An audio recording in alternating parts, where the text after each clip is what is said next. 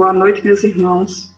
Hoje nós vamos estudar o capítulo 18, muitos dos chamados poucos escolhidos, dos itens 3 até o item 9. A porta estreita, item 3.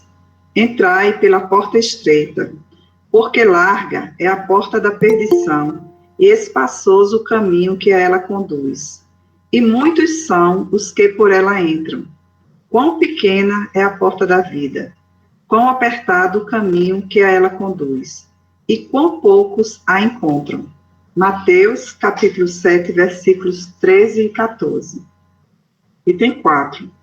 Tendo-lhe alguém feito esta pergunta, Senhor, serão poucos os que se salvam? Respondeu-lhe ele, esforçai-vos por entrar pela porta estreita, pois vos asseguro que muitos procurarão transpô-la e não o poderão. E quando o pai de família houver entrado e fechado a porta, e vós, de fora, começardes a bater, dizendo, Senhor, abre-nos, ele vos responderá, não sei de onde sois. Então começareis a dizer, comemos e bebemos na tua presença e nos ensinastes nas praças públicas. Ele vos responderá, não sei de onde sois. Afastai-vos de mim, todos vós que praticais a iniquidade. Então haverá prantos e ranger de dentes, quando virdes que Abraão, Isaque, Jacó e todos os profetas estão no reino de Deus, e que vós outros sois deles expelidos. Virão muitos do Oriente e do Ocidente, do setentrião e do meio-dia, que participarão do festim no reino de Deus. Então, os que forem os últimos serão os primeiros, e os que forem os primeiros serão os últimos. Lucas, capítulo 13, versículos de 23 a 30. Item 5. Aqui Kardec nos diz, que larga é a porta da perdição, porque são numerosas as paixões mais, e porque o caminho do mal é frequentado pelo maior número. É estreita a da salvação, porque o homem que a queira transpor deve fazer grandes esforços sobre si mesmo para vencer suas más tendências, e poucos são os que se resignam com isso. É o complemento da máxima. Muitos são os chamados e poucos são os escolhidos. Tal é o estado atual da humanidade terrena, porque senão a terra, mundo de expiação, nela predomina o mal. Quando se achar transformada, a estrada do bem será mais frequentada. Aquelas palavras devem, pois, entender-se em sentido relativo e não em sentido absoluto. Se houvesse de ser esse o estado normal da humanidade, Deus teria condenado voluntariamente à perdição a imensa maioria das suas criaturas, suposição inadmissível, desde que se reconheça que Deus é todo justiça e todo bondade. Mas de que delitos esta humanidade se fizera culpada para merecer tão triste sorte? No presente e no futuro, se toda ela se achasse relegada à terra e se a alma não tivesse tido outras existências? Por que tantos entraves semeados em seu caminho? Por que essa porta tão estreita que só a muitos poucos é dado transpor, se a sorte da alma é fixada para sempre logo após a morte?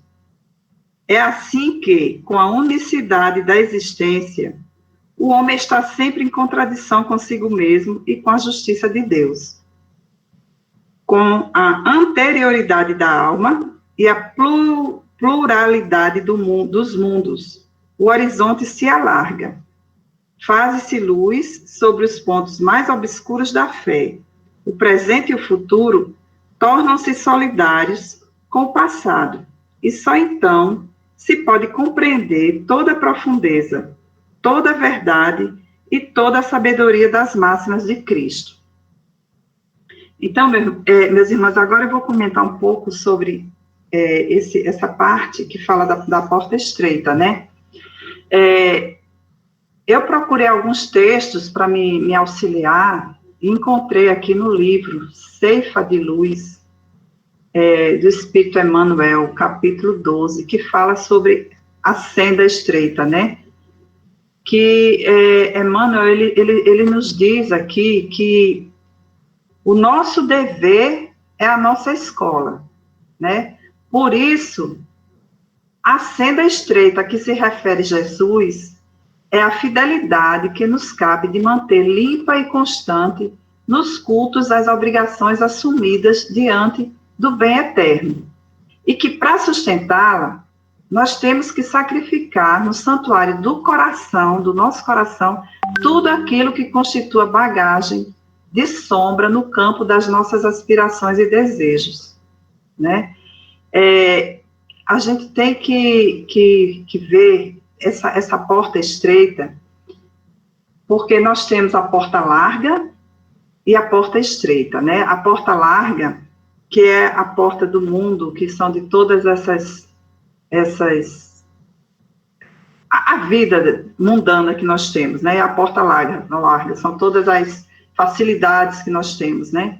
E essa porta larga é aquela porta que você não precisa se desprender do orgulho, você não precisa se desprender do egoísmo, você não precisa, é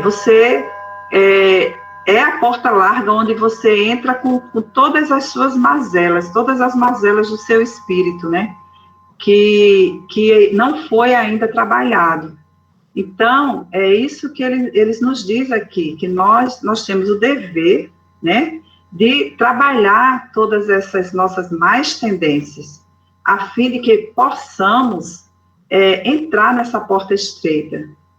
E, para isso, a gente tem que se dispor a nos livrarmos de todas esses, do egoísmo, de todas essas coisas, né? E tem também, eu procurei também no livro Espírito da Verdade, no item 14, Muralha do Tempo, também pelo Espírito Emmanuel, que ele também nos fala, ele nos pergunta aqui, Emmanuel, e as portas referidas por Jesus, a que estrutura se entrosam? Ou seja, a porta larga e a porta estreita. E aí ele diz, a porta estreita e a porta larga pertencem à muralha do tempo, que está na frente de todos nós, né? A porta estreita, ela vai revelar o acerto espiritual que nos permite marchar na nossa senda evolutiva, com justo aproveitamento das horas. Já a porta larga, ela nos mostra o nosso desequilíbrio interior, com que somos forçados à dor da reparação, com lastimáveis perdas de tempo, né? Aquém da muralha, ou seja, do outro lado, antes da muralha, né, nós temos o passado e temos o presente. E depois da muralha, a gente tem o futuro e a eternidade. Do lado de cá, nós temos a sementeira de hoje, e do lado de lá da porta, nós temos a colheita do amanhã. Então, eles nos dizem que a travessia de uma dessas portas é ação compulsória para todas as criaturas. Então, todos nós temos que atravessar essas portas. E cabe a nós escolher a porta larga, que é a entrada na ilusão, e a saída dela vai ser pelo reajuste, ou a porta estreita, onde a saída dessa porta é uma saída do erro. Quando você sai do erro, você entra na porta estreita. E a entrada dela é a sua renovação. E ele nos faz esse convite. Ele diz aqui, Emmanuel, que o momento atual é de escolha da porta, estreita ou larga, certo? Então, cada um de nós vamos fazer essa escolha. E ele continua dizendo que os minutos apresentam valores particulares conforme atravessamos essa muralha, pela porta do serviço e da dificuldade, ou através da porta dos caprichos enganadores. Examinemos, por tua vez, qual a passagem que elege por teus atos comuns, na existência que se desenrola momento a momento. por milênios, nós temos sido viajores do tempo e vir pela porta larga, nos círculos de viciação que forjamos para nós mesmos, engodados na autoridade transitória e na posse amoedada, na beleza física e na egolatria aviltante. E ele diz, continua dizendo aqui, renovemo-nos, pois, em Cristo, seguindo nas abençoadas lições da porta estreita, a bendizer os empecilhos da marcha, conservando alegria e esperança na conversão do tempo em dádivas de felicidade maior. E aqui também, no livro Vinhas de Luz, também pelo Espírito Emmanuel, ele fala também no capítulo 20 sobre a porta estreita. E ele diz que antes da reencarnação necessária ao progresso, a alma estima na porta estreita a sua oportunidade gloriosa nos ciclos carnais. Reconhece a necessidade do sofrimento purificador e anseia pelo sacrifício que redime. Exalta o obstáculo que ensina. Compreende a dificuldade que enriquece a mente e não pede outra coisa que não seja a lição, nem espera senão a luz do entendimento, que vai o elevar nos caminhos infinitos da vida. Né? E aí, mais no final, para não me delongar muito, ele diz, em geral, quase todos os homens somente acordam quando a enfermidade lhes requisita o corpo às transformações da morte. Ah, se fosse possível voltar, pensam todos. Com que aflição acariciam o desejo de tornar a viver no mundo, a fim de aprenderem a humildade, a paciência e a fé, com que transporte de júbilo se devotaria então à felicidade dos outros. Mas é tarde. Rogaram a porta estreita e receberam-na. Entretanto, recuaram no instante do serviço justo. E porque se acomodaram muito bem nas portas largas, volvem a integrar as fileiras ansiosas daqueles que procuram entrar de novo e não conseguem. Continuando aqui, meus irmãos, agora nós vamos para o item 6, 7, 8 e 9. Nem todos os que dizem Senhor, Senhor, entrarão no reino dos céus. Nem todos os que me dizem Senhor, Senhor, entrarão no reino dos céus. Apenas entrará aquele que faz a vontade de meu Pai, que está nos céus. Muitos nesse dia me dirão, Senhor, Senhor, não profetizamos em teu nome? Não expulsamos em teu nome o demônio? Não fizemos muitos milagres em teu nome? E então eu lhes direi em alta voz, afastai-vos de mim, vós que fazeis obras de iniquidade. Mateus capítulo 7, versículo 21 a 23. Item 7. Aquele, pois, que ouve estas minhas palavras e as pratica, será comparado a um homem prudente que construiu sua casa sobre a rocha. Quando caiu a chuva, os rios transbordaram, sopraram os ventos sobre a casa. Ela não ruiu por estar edificada sobre a rocha.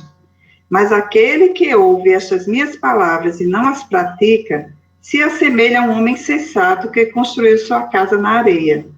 Quando a chuva caiu, os rios transbordaram, os ventos sopraram e a vieram açoitar, ela foi derrubada. Grande foi a sua ruína. Mateus, capítulo 7, versículo 24 a 27, Lucas, capítulo 6, versículos 46 a 49.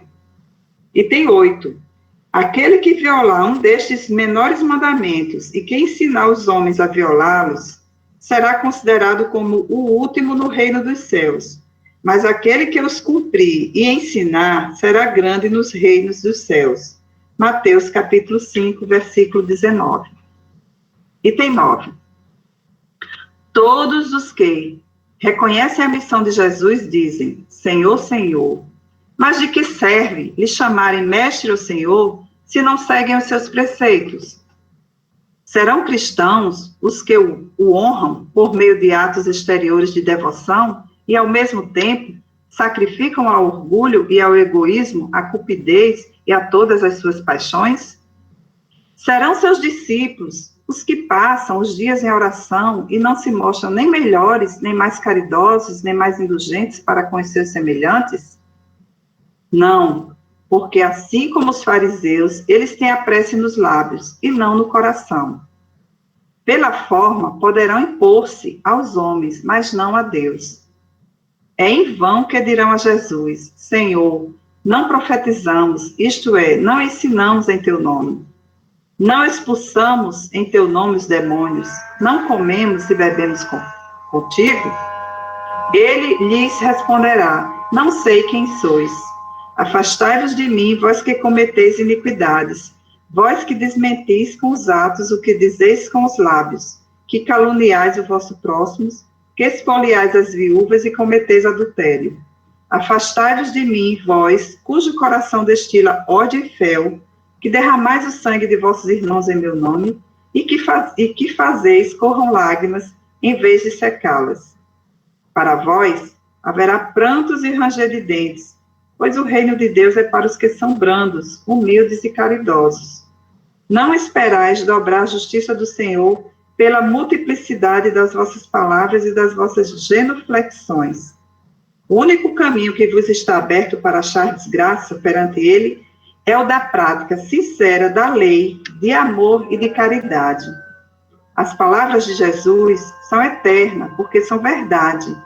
Constitui não só a salvaguarda da vida celeste, mas também a garantia de paz, da tranquilidade e da estabilidade nas coisas da vida terrestre.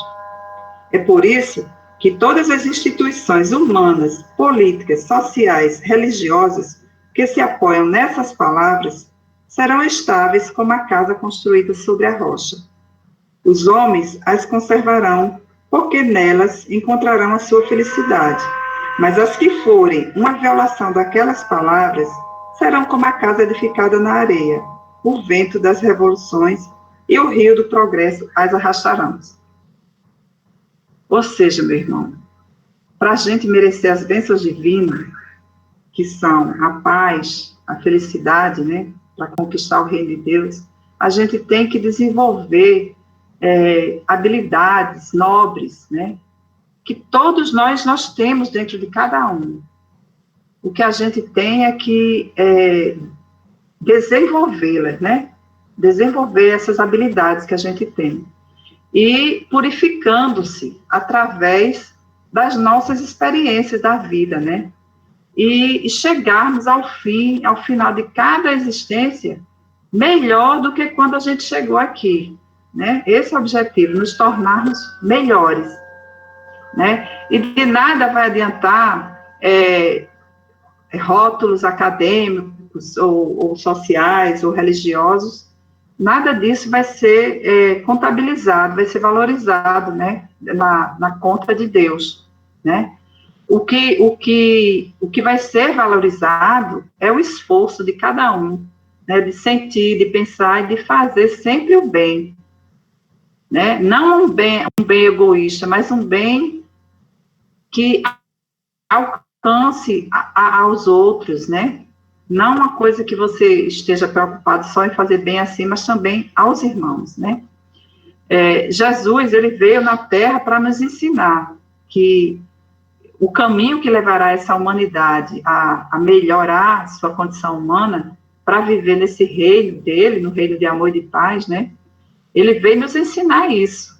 Ele é o nosso guia e modelo, né? Não importa qual seja a nossa crença, qual seja a nossa raça, se somos evangélicos, católicos, protestantes, ou espíritas, ou umbandistas, enfim. Ser cristão é aceitar, né, no nosso íntimo, que Deus, acima de tudo, é perfeito. Ele é Pai de todos, ele não faz discriminação e nem tem privilégio, né? E nós temos que nos sacrificarmos, combatendo as nossas imperfeições, que são nosso orgulho, nosso egoísmo, né? E nos desapegar dos bens materiais, sabendo que nós não somos proprietários de nada, que tudo que nós temos, nós somos, na realidade, que Deus nos dá, é para que a gente use em favor de muitos, mas não só ao nosso favor, né, só para a gente ou só para a nossa família, mas que também nós possamos beneficiar aqueles também que precisam, né. E é isso aí, e ele diz aqui, né, não espereis dobrar a justiça de Deus pela multiplicidade das vossas palavras e de vossas genuflexões. A única via que está aberta para alcançar a graça em sua presença é a da prática sincera da lei do amor e da caridade. E aí eu achei aqui no livro Renovando Atitudes, do Espírito Hamed, capítulo 27, Palavras e Atitudes, onde ele diz aqui, né, eu não vou ler tudo, só uma parte, né? Nem todos os que dizem Senhor, Senhor estarão no reino dos céus, mas somente entrará aquele que faz a vontade do meu Pai, que está nos céus, né? Então, dizer Senhor, Senhor, não vai nos dar permissão para entrar no reino dos céus, né? O que é que ele quer dizer com isso? Que os que usam o desejo e o empenho como alavancas propulsoras em suas palavras e solicitações, esses, né? Esses sim entrarão no reino do Pai, né? E ele fala também da importância do poder da palavra em nossa vida, né? Como é fundamental. E que se observarmos a reação de nossas afirmações e atos, descobriremos que eles não retornarão jamais vazios, mas repleto de material emitido. Pois, segundo o apóstolo Mateus, por nossas palavras seremos justificados, e por nossas palavras seremos condenados. Pois diálogos são pensamentos que se sonorizam e criam campos de energia condensada dentro e fora de nós. Então, vamos, então, meus irmãos, reformular, né, as comunicações e as atitudes que nós temos, né? Se porventura nós tivemos alguma atitude negativa já da nossa infância e tudo que recebemos informações negativas e constantes, repetitivas, depreciativas, né, poderão ser elas a razão dos nossos sentimentos de inferioridade, de rejeição ou de agressividade compulsórias, mas que nós nunca devemos dizer assim, que dia horrível, simplesmente porque está chovendo. A dramaticidade é um dos fatores traumáticos de nossa existência, pois muitas dessas expressões despretensiosas, repetidas muitas vezes, podem nos conduzir a verdadeiros turbilhões vivenciais. Nossas palavras são filamentos sonoros revestidos dos nossos sentimentos, e as nossas atitudes são resultado de expressões assimiladas e determinadas pelo nosso comportamento mental. Então, vamos manter uma mente positiva, né? Vamos pensar e falar coisas boas. Vamos atrair para nós energias boas, vibrações boas, né? Porque quando a gente faz isso, a gente também propaga essa energia positiva para todos. E só para encerrar, aqui do livro Espírito da Verdade, o nosso querido Eurípides Barçanufo, ele nos deixa aqui uma mensagem que eu vou ler. Ele nos diz: há criaturas que deixaram na terra, como único rastro da vida robusta que usufruíram na carne, o mausoléu esquecido num canto ermo de cemitério. Nenhuma lembrança útil, nenhuma reminiscência em bases de fraternidade, nenhum ato que lhes recorde atitudes com padrões de fé, nenhum exemplo edificante nos currículos da existência, nenhuma ideia que vencesse a barreira da mediocridade, nenhum gesto de amor que lhes granjeasse sobre o nome o orvalho da gratidão. A terra conservou-lhes a força, apenas o cadáver, retalho de matéria gasta, que lhes vestira o espírito e que passa a ajudar sem querer no adubo as ervas bravas. Usaram os empréstimos do Pai magnânimo exclusivamente para si mesmos, olvidando estendê-los aos companheiros de evolução, ignorando que a verdadeira alegria não vive isolada numa só alma, pois que somente viceja com reciprocidade de vibrações entre vários grupos de seres amigos. E aí ele nos diz: espíritas, Muito de nós já vivemos assim. Entretanto, agora, os tempos são outros e as responsabilidades surgem maiores. O Espiritismo, a rasgar-nos nas mentes acanhadas e entorpecidas, largos horizontes de ideal superior, nos impele para a frente, rumo aos cimos da perfectibilidade. A humanidade ativa e necessitada a construir seu porvir de triunfo nos conclama ao trabalho. O Espírito é um monumento vivo de Deus, o Criador amorável. Honremos a nossa origem divina, criando o bem como chuva de bênçãos ao longo de nossas próprias pegadas.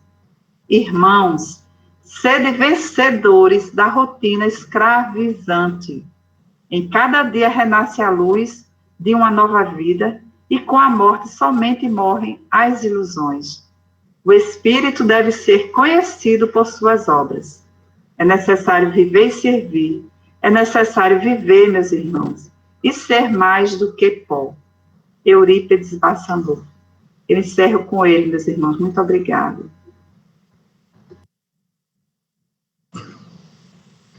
Muito bom, Fátima, a sua apresentação, a sua exposição.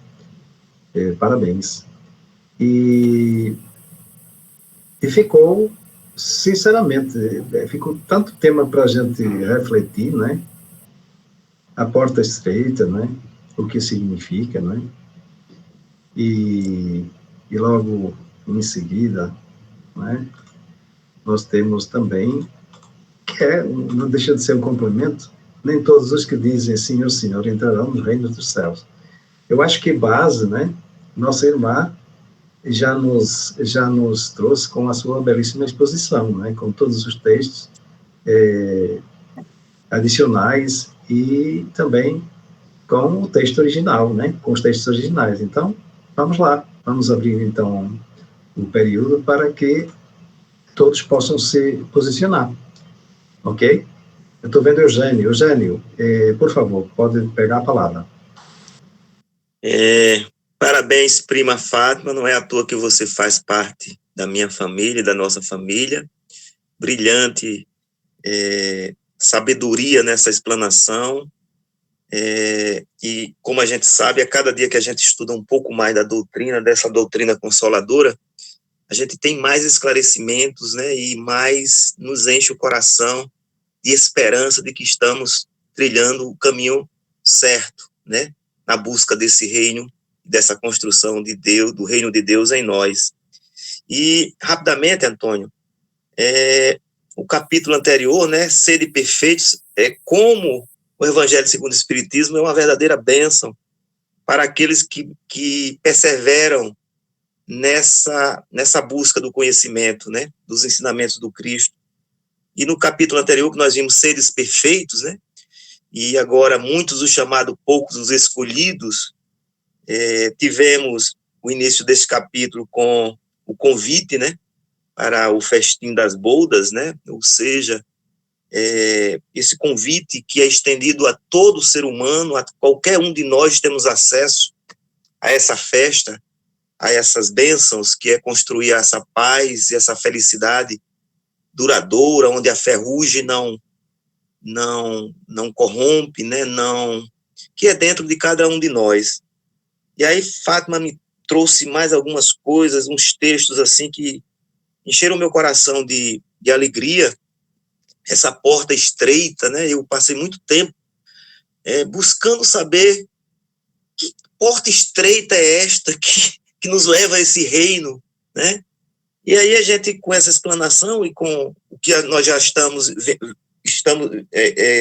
vemos estudando nesse período, nesses 6, 7 meses juntos, é que a gente começa a entender, né, que para entrar nesse reino de Deus, né, e construí-lo em nós temos que essa porta estreita, esse sacrifício divino de nos melhorarmos, de termos de abandonarmos o velho homem, né, esse velho ser que ainda persiste em viver em nós, né, essa luz para o caminho, né, desse reino,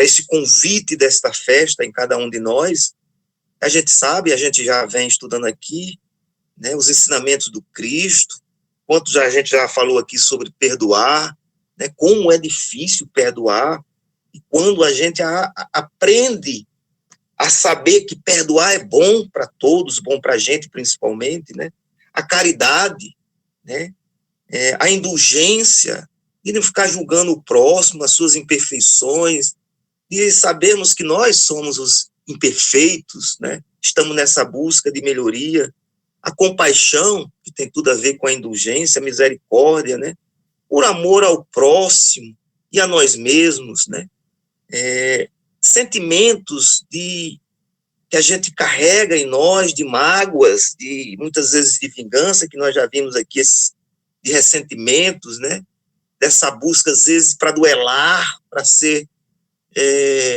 mostrar a nossa força, o nosso poder.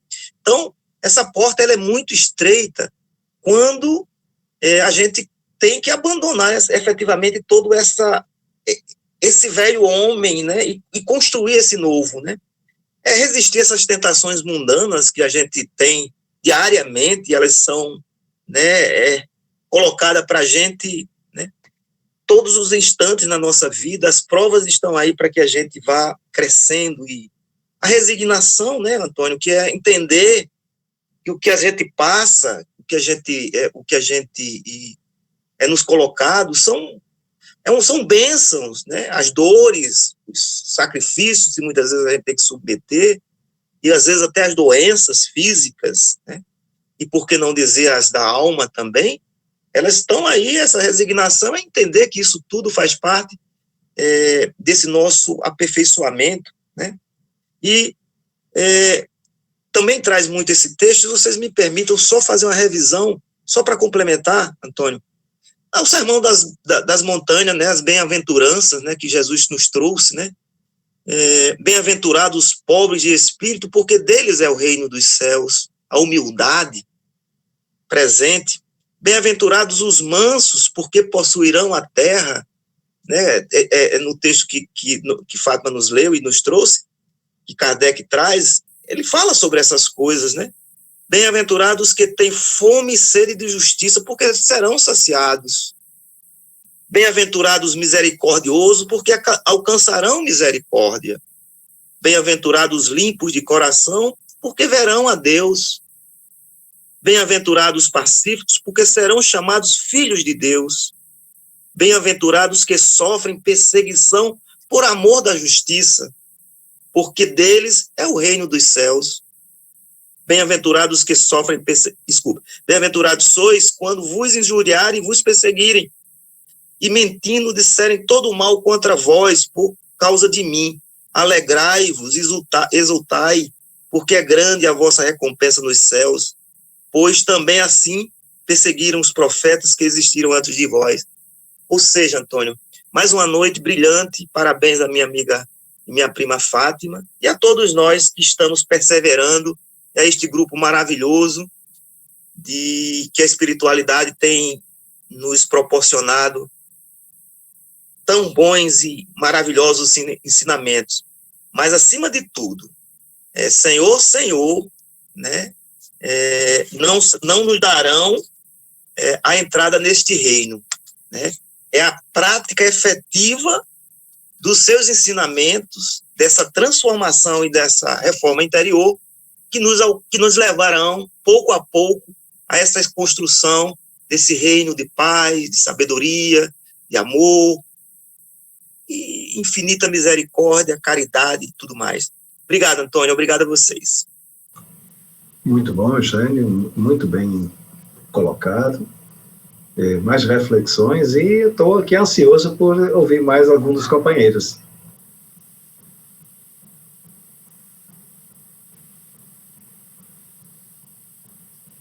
Boa noite, meus irmãos. Boa noite, Kaline.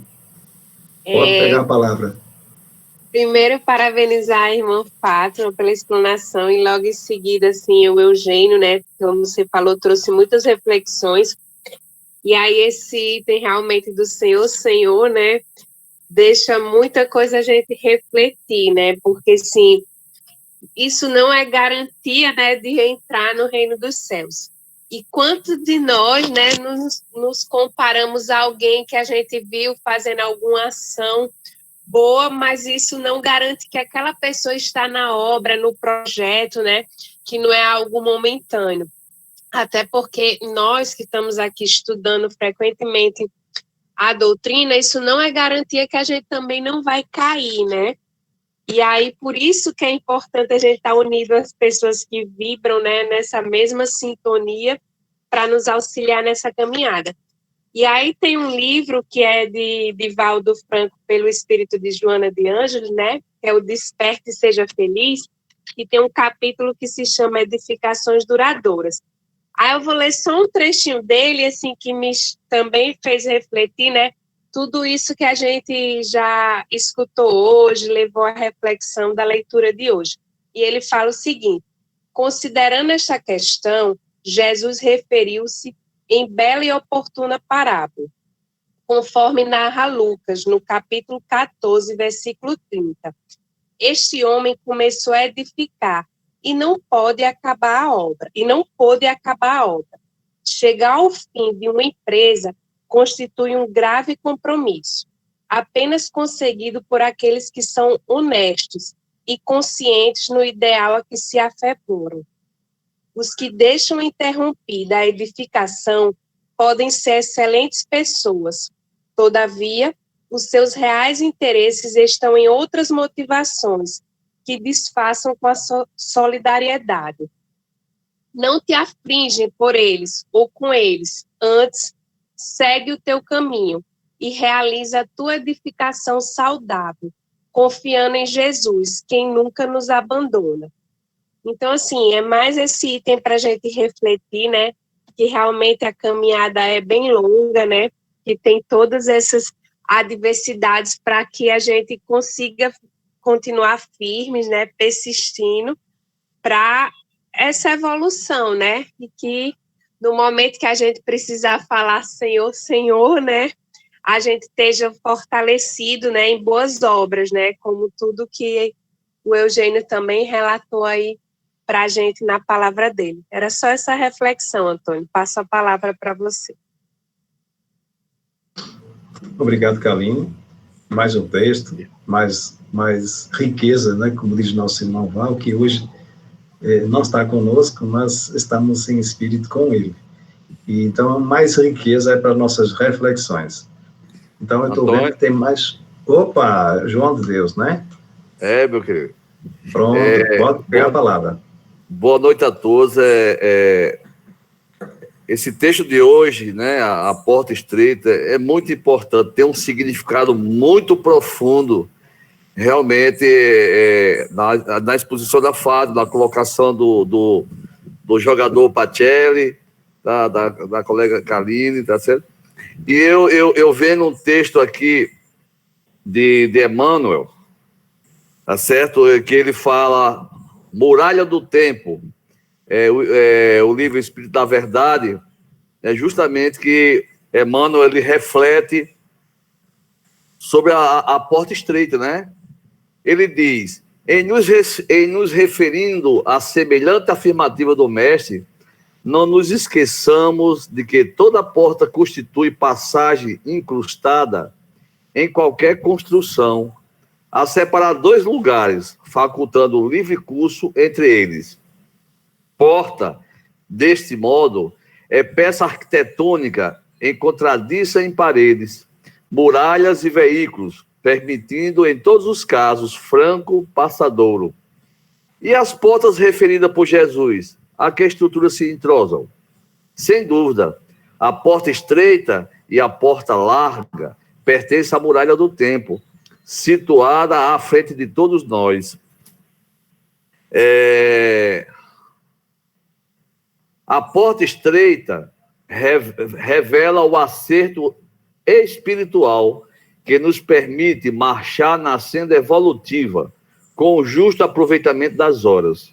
A porta larga expressa-nos o desequilíbrio interior com que somos forçados à dor da reparação, com lastimáveis perdas de tempo.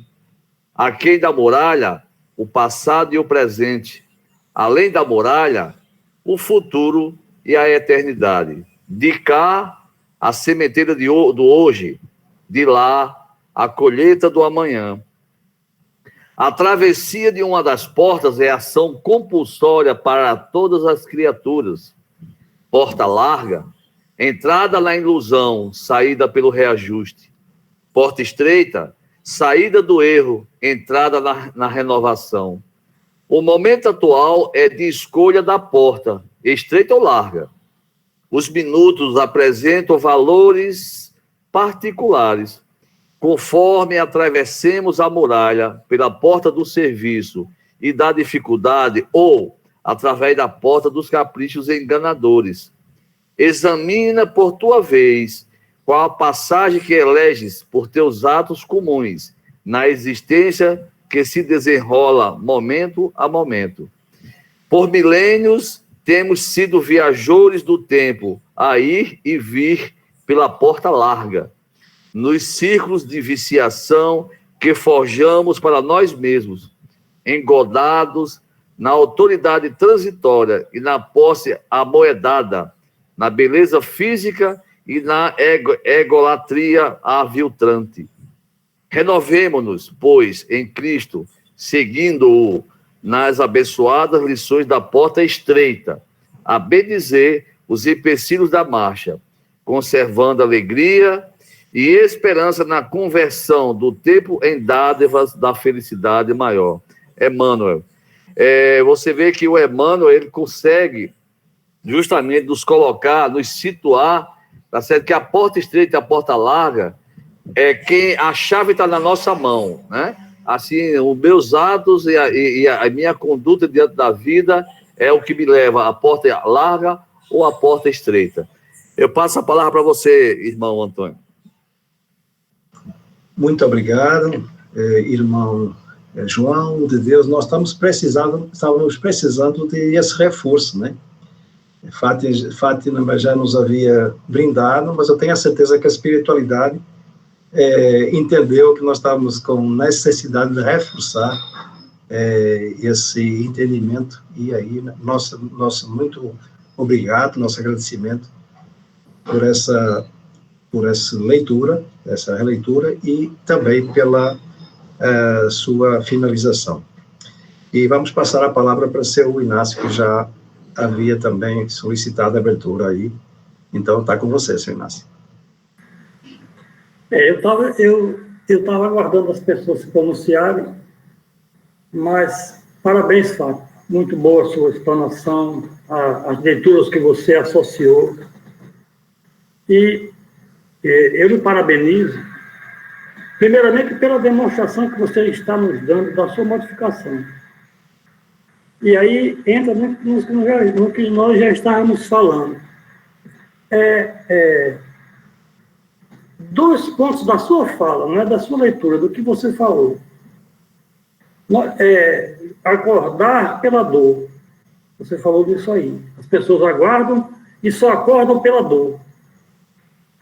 Que bom que nós estamos acordando através do estudo e da busca da vontade de realmente nos reformularmos, de nos tornarmos melhor. E o outro ponto você disse que nós temos qualidades, mas existem dificuldades para que a gente desenvolva. O que é que dificulta esse desenvolvimento? É o nosso orgulho, é o nosso egoísmo. Então, isso é o que a gente vai ter que trabalhar. Veja só, meus irmãos, muito boa a colocação de Eugênio, o posicionamento de Carlinhos, a leitura que o João de Deus fez por inteiro da temática. Mas veja só, no livro O Problema do Ser, do Destino da Dor, no capítulo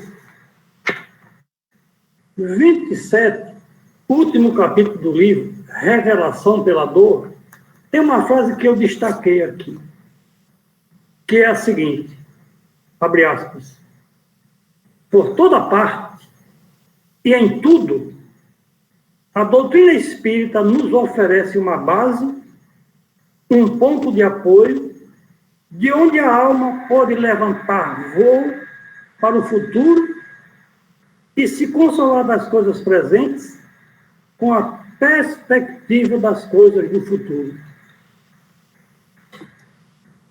Por que essa frase me chamou a atenção? De hoje, até onde a minha memória alcança para trás, e a de todos nós, desde quando nós começamos a ter as ideias aclaradas, a gente sabia que a Bíblia estava à nossa disposição. Até onde a gente consegue ter conhecimento da história da humanidade, nós sabemos da presença do Cristo aqui na Terra. E por que a humanidade, desde o Cristo até hoje, permanece no egoísmo, na violência, na agressividade, na ganância? Por quê? Por que não mudamos esse tempo todo? E por que nós estamos mudando agora? A doutrina espírita diz que é uma base onde a gente pode fazer as mudanças. A doutrina espírita é a terceira revelação. Revela para nós, apresenta para nós algo. Porque é o seguinte, nós já tínhamos para nós a segunda revelação, as lições do Cristo. O que é que nós estamos fazendo aqui hoje? Nós estamos estudando os ensinamentos do Cristo. E por que a gente não estudou antes? Por que a gente não buscou conhecer o que o Cristo ensinava antes? Por que a humanidade, em 1900, não era cristã? Em 1920, em 1950, em 2000, por que a humanidade não é cristã ainda? Mas são católicos, são evangélicos, mas não são cristãos. Por quê? Esse é o ponto que a gente tem que questionar. E por isso que eu digo sempre, nós temos que ser gratos por estes eventos que estamos fazendo. Porque nessas leituras a gente está dando um passo gigantesco. Porque não é possível que depois de a gente ler, não, ele pergunta, serão seus discípulos os que passam os dias em oração e não se mostram nem melhores, nem mais caridosos, nem mais indulgentes para com os seus semelhantes? E eles respondem, não. Porque assim como os fariseus, ele tem as preces dos lábios e não no coração. Será que agora, a gente, com essas leituras, a gente vai permanecer como estávamos? Sendo agressivos, intolerantes, ríspidos, egoístas? Será? O que tem de diferente? Algo mudou. É a questão das portas e o tempo que foi colocado agora. A temática que está em voga, que eu estou vendo, é a questão do tempo. Ontem, hoje e amanhã. Então, nós estamos numa fase de transição íntima. O planeta é o mesmo, o que transita somos nós. E nós transitamos no nosso íntimo. Nós estamos dando um salto, porque nós estamos agora aprofundando nossa visão, aonde a gente estava relegando buscar o conhecimento nas lições do Cristo. Então, a gente está aproveitando o tempo, fazendo agora a nossa sementeira, hoje, para a nossa colheita amanhã. Para vós haverá prantos e ranger de dentes, pois o reino de Deus é para os que são brandos, humildes e caridosos. Então, a gente sabe o que é o reino de Deus, para quem são. E é muito lógico, porque veja só, a gente precisa fazer uma reflexão. Nós não estávamos no momento em que foi editada a Bíblia. Quando foi impressa e posta à venda, nós não estávamos lá para saber se tudo aquilo que está narrado nela é uma verdade. Mas a gente tem que fazer algumas ponderações. Deus existe ou Deus não existe? Esse é o ponto que a gente tem que trabalhar.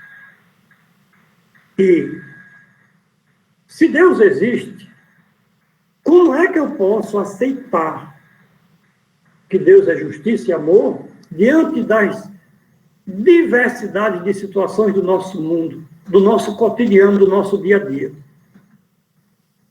Então, diante dessa diversidade, onde nós vemos irmãos que sofrem desde quando nascem, a gente tem que aprofundar a nossa visão. Para a gente perceber que, realmente, a terceira revelação, ela realmente abre a nossa visão para o entendimento de que realmente é a cada um segundo as suas obras, para que Deus seja verdadeiramente justo e bom. Então, a terceira revelação é a profundidade da nossa busca nas lições do Cristo. Nós não estávamos cuidando disto. A gente vinha vivendo e vivendo no egoísmo, no personalismo, em tudo eu, e se pisar eu me irrito e tal, mas agora a gente está se observando. Epa, não devo agir assim. Porque Jesus diz que eu não devo fazer ao meu próximo o que eu não quero que me façam. Então a gente começou a modificar-se. E aí sim, a gente está na base que nos dá força para fazer essas mudanças, porque a gente observa o nosso futuro e quer um futuro melhor. E a gente sabe, por essa base em que nós estamos assentados, que é a doutrina espírita, que nós só teremos um futuro promissor se nós agirmos de acordo e consonante às lições do Cristo. O reino de Deus em nós tem que ser através da serenidade, da paz, do equilíbrio, no nosso íntimo, promovido pela implementação da vivência do amor com os nossos semelhantes. Se nós não estivermos em harmonia com os nossos semelhantes, nós não estaremos em equilíbrio. A gente está irritado, a gente está insatisfeito, a gente não está bem. Quando a gente está convivendo em harmonia com a família, está tudo legal. Quando alguém se desgasta, a gente não fica bem. Então, para que a gente esteja em harmonia, a gente tem que fazer valer e imperar o amor entre nós. Agradeço a oportunidade e que nós possamos permanecer em paz. Meus irmãos, alguém mais que gostaria de fazer alguma colocação? Obrigado, Sr. Inácio.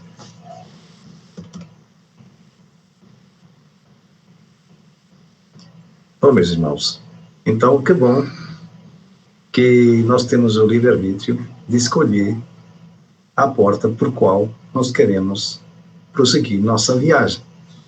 Que bom, né? Uma coisa é certa, todos nós estamos destinados à salvação, todos nós. Agora, depende da nossa vontade. Ou a gente vai pela porta larga, que é a porta, digamos, que onde eu vou exercitar os meus vícios, não é? E um dia eu serei constrangido, com certeza, a pegar o caminho da porta estreita. Ou eu pego agora essa porta estreita e vou trabalhar, vou me esforçar, vou me instruir, vou fazer as minhas mudanças. E uma coisa eu tenho a certeza: quando nós estivermos nos preparando para passar pela porta, nós vamos ter que deixar essa porta estreita. Nós vamos ter que deixar os nossos vícios para trás.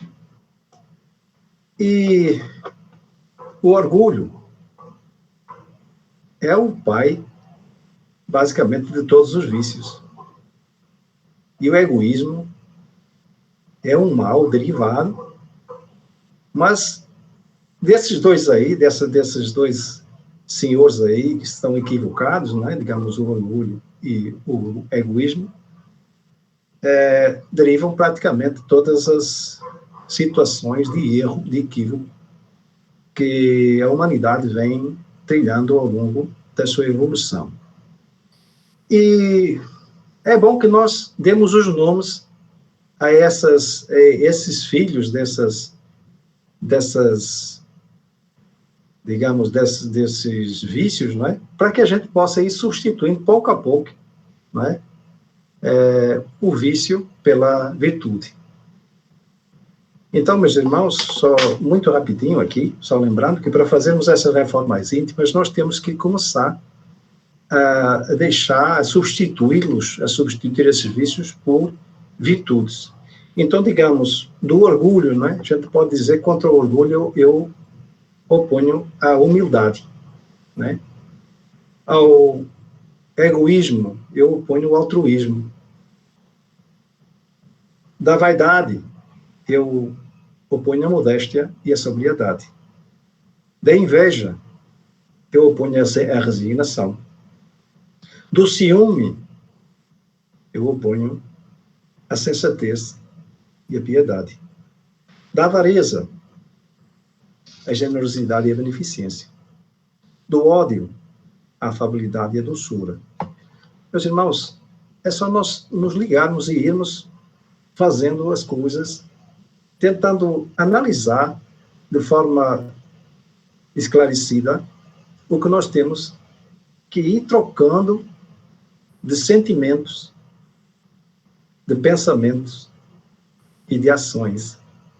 Lembrando que é pelo exercício da caridade que nós vamos atingir esse caminho da salvação. Não só a nossa salvação, mas a salvação de todos, que é o que nós, aqui nessa família, ontem achei interessantíssimo essa colocação de Miramês, durante o estudo do Livro dos Espíritos, quando ele se refere à humanidade terrena como uma única família. Não é? Nós somos uma única família, e como uma família deve ser unida, nós devemos ajudar-nos uns aos outros, ou seja, amarmos uns aos outros, para podermos todos evoluir e aproveitarmos realmente esse planeta que está, assim, na nossa frequência, digamos, está mudando rapidamente. Então, meus irmãos, a vingança pode se lhe opor ao perdão, da agressividade, a brandura e a pacificação, do personalismo, como eu já falei, o altruísmo, da maledicência, a indulgência, da intolerância, a misericórdia, da impaciência, a paciência e a mansuetude, da negligência, a vigilância e a abnegação, de ociosidade, a dedicação e o devotamento. Então, esses são alguns dos vícios e das qualidades que nós temos que trabalhar. Né? Então, quanto à questão que nós tratamos seguidamente, a porta estreita, um breve comentário. Nem todos os que dizem Senhor, Senhor entrarão no reino dos céus. Então, nós já vimos também que os nossos atos, as nossas realizações, elas têm que ter, na sua essência, tem que ter realmente essa caridade, essa humildade, todas essas virtudes que nós devemos procurar e inculcar em nós, não é? Para que nós possamos passar por essa porta estreita e ser recebidos, digamos, no reino de Deus. Primeiramente no nosso reino interno, não é? E por expansão no reino de Deus, que é o reino composto por todos nós dessa família terrena e por todos nós dessa família universal. Bom, meus irmãos, minha gratidão a todos vocês por este aprendizado hoje. como o Eugênio já referiu várias vezes, não é?